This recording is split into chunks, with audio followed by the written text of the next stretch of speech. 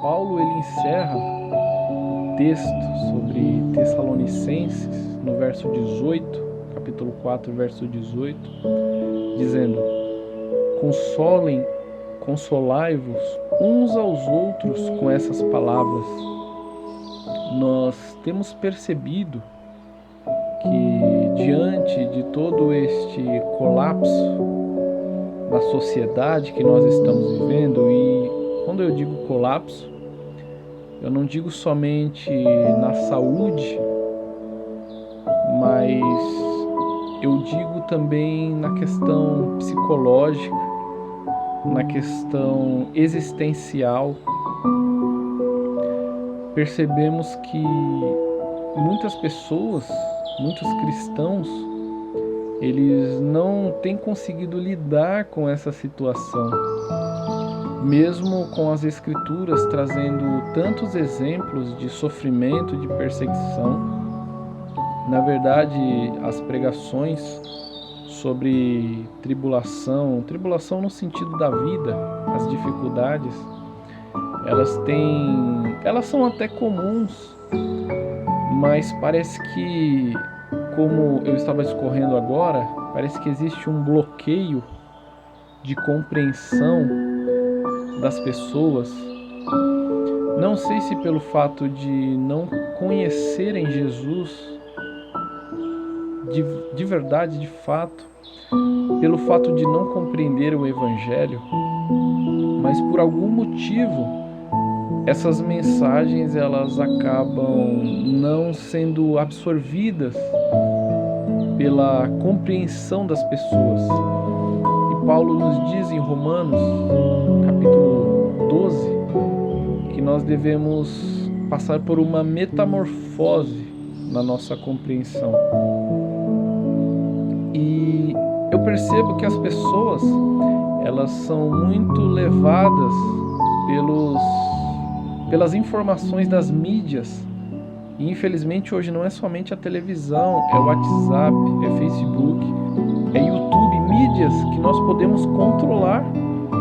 Nós podemos escolher os momentos em que entramos, as pessoas que seguimos, as comunidades que nós aceitamos participar, os canais que nós nos inscrevemos.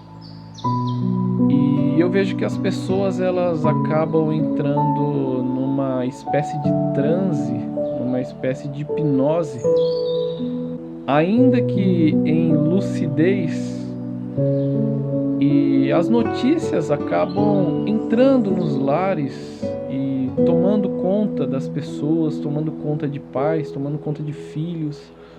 As crianças acabam ficando neuróticas, acabam entrando neste jogo, neste bombardeio da mídia, inclusive essas mídias de grande divulgação, e as pessoas acabam se esquecendo do Evangelho, da pregação.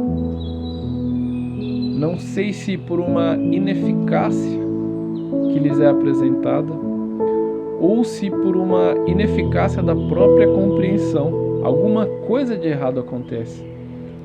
É por isso que Paulo vai dizer, e conhecendo o Evangelho, nós precisamos conhecer essa verdade. Paulo vai dizer: consolai-vos uns aos outros com estas palavras. Que palavras? Com a esperança do arrebatamento. E muitas vezes a palavra arrebatamento é mal compreendida, mas com a esperança, com a bendita esperança de que Jesus Cristo de fato, Ele voltará.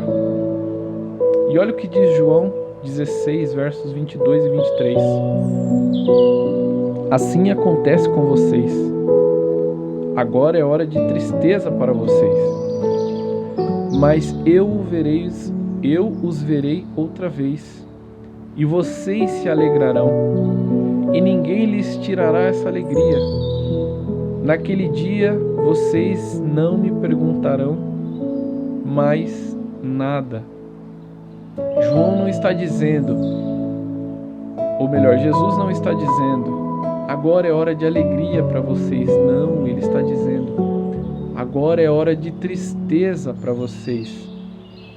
E o interessante é que esse mesmo Jesus que diz, agora é hora de tristeza para vocês, é o mesmo Jesus que vai dizer, a minha paz vos dou.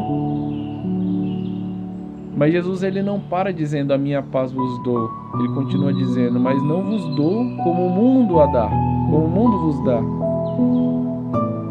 A paz do mundo, ela é circunstancial. Então, a paz do mundo, ela depende daquilo que eu estou fazendo, do que está acontecendo comigo, se eu estou empregado, se a minha saúde está plena. Ainda assim, é questionável essa paz, mas o mundo consegue ter paz nessas circunstâncias.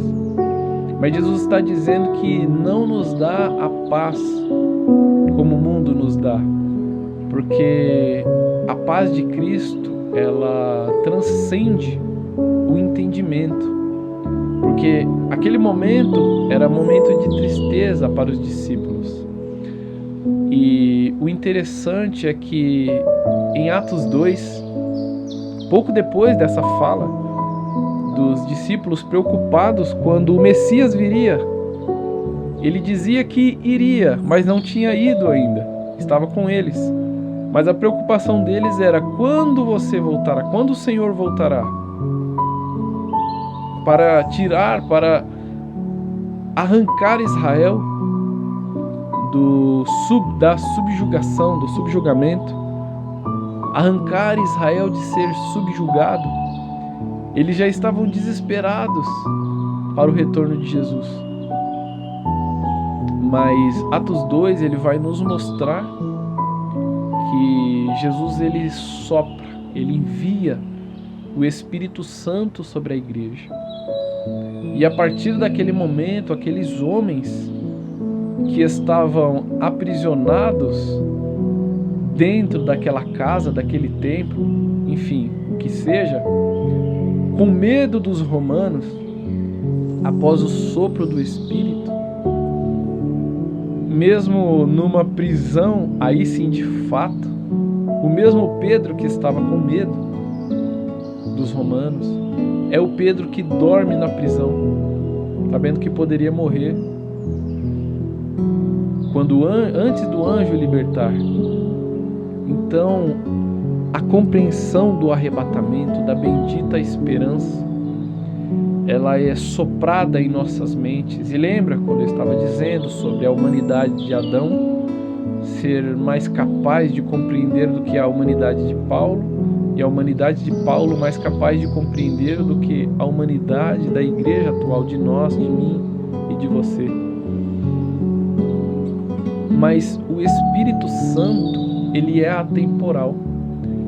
A capacitação compreensiva do Espírito Santo, ele aborda Adão, aborda Paulo e aborda a igreja. Então, o grande medo que a igreja passa nesses dias, o mesmo medo que esteve sobre os discípulos antes da descida do Espírito Santo. O medo da igreja, o medo atual da igreja, que a igreja passa hoje, é o medo pela deficiência, pela falta do Espírito Santo. Porque o Espírito Santo é quem encoraja. O Espírito Santo é quem convence de todas as coisas, inclusive de que Jesus vai voltar. E aqui também está a graça de que o próprio Jesus vem, morre, ressuscita e é assunto aos céus, para que o Espírito Santo pudesse vir. Ele disse, se eu não for, o Espírito Santo Consolador não virá. Mas Jesus já foi. E também enviou o Espírito Santo Consolador. E o Espírito Santo está derramado sobre a igreja. Mas A igreja não é um templo de pedras. A igreja somos eu e você. Portanto, a consolação do Espírito Santo, ela não vem no atacado, ela vem no individual. E a consolação do Espírito Santo, para ultrapassar este momento, só se dará através de uma busca, ainda que preso na casa, como Atos 2 vai dizer, algumas traduções, ainda que com o fique em casa, com medo, ou apenas por prevenção, mas com medo, eles estavam em oração. E Atos 2 vai narrar isso. Eles estavam em oração. E o Espírito Santo desceu e os encheu e os revigorou, tanto que a partir deste momento eles saíram da casa e tiveram coragem de anunciar. Aqueles que estavam presos em suas casas saíram no mesmo momento, não foram meses depois. Eles não criaram coragem meses depois, mas foi naquele momento em que o Espírito Santo desceu sobre eles. E eles foram cheios, anunciando a verdade do Evangelho. A morte o sondava? Ainda sim, o sondava. Porque João vai dizer, agora é hora de tristeza. Mas o Espírito Santo, a misericórdia, a presença do Espírito Santo, ela sucumbe, ela transborda, ela superabunda sobre a tristeza. Portanto, as preocupações ainda vão continuar existindo, sim. O fique em casa vai continuar existindo, sim. Mas a presença do Espírito Santo, ela te alegra, ela te dá coragem de enfrentar, ela te dá coragem de anunciar, de orar pelos enfermos, de orar pelos necessitados e de crer no arrebatamento. E o arrebatamento é a crença. Veja tudo o que está ao entorno do arrebatamento. É a crença de que Jesus veio, 1 Coríntios 15, morreu, com a sua morte na cruz, ele levou os nossos pecados, portanto estamos perdoados. Não há mais motivo para a culpa, porque ele levou sobre si os nossos pecados, as nossas enfermidades. Isso com a sua morte. Na sua ressurreição, ele venceu a morte. Então, existe até um livro que se chama A Morte da Morte na Morte de Cristo. Mas, na verdade, a morte da morte se deu na ressurreição.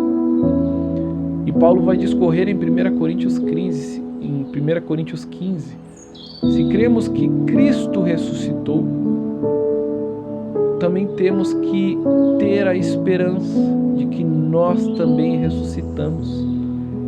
E se Cristo venceu a morte, nós morremos com Ele, também com Ele ressuscitamos. E já estamos nos lugares celestiais, assentados com Ele. Portanto, tudo aquilo que nós passamos nessa terra, nessa temporalidade, neste âmbito espaço-tempo, nesse âmbito material, não deve atingir aquilo que Ele já preparou para nós. Portanto, a nossa mentalidade deve ser que nós já estamos assentados com Ele e olhamos com a perspectiva da celestialidade. Portanto, tudo aquilo que é passageiro é passageiro. Tudo aquilo que é degradante, tudo aquilo que se degrada é passageiro. E tudo aquilo que é eterno, mesmo que passe como o nosso corpo na morte, ele é eterno, então ele ressurgirá. Porque da mesma maneira que Jesus ressuscitou sendo a primícia, diferente de Lázaro, que ressuscitou e morreu, nós também ressuscitaremos no momento do arrebatamento. Isso se não formos arrebatados antes da morte. Mas ainda que morramos, não precisamos temer a morte, porque a morte não é o fim.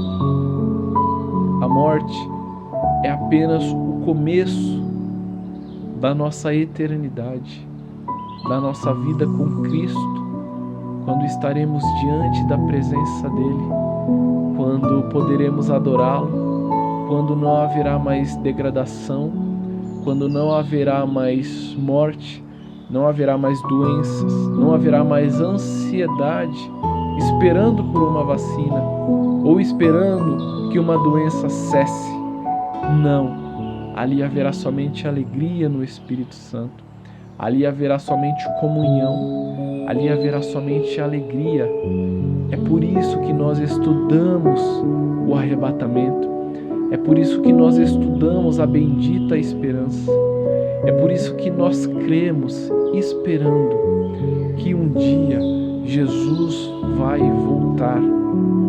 E se Jesus vai voltar, tudo mais é transitório, tudo mais é segundo plano. Discussões, brigas, preocupações, todas elas passarão, mas Jesus permanece para sempre.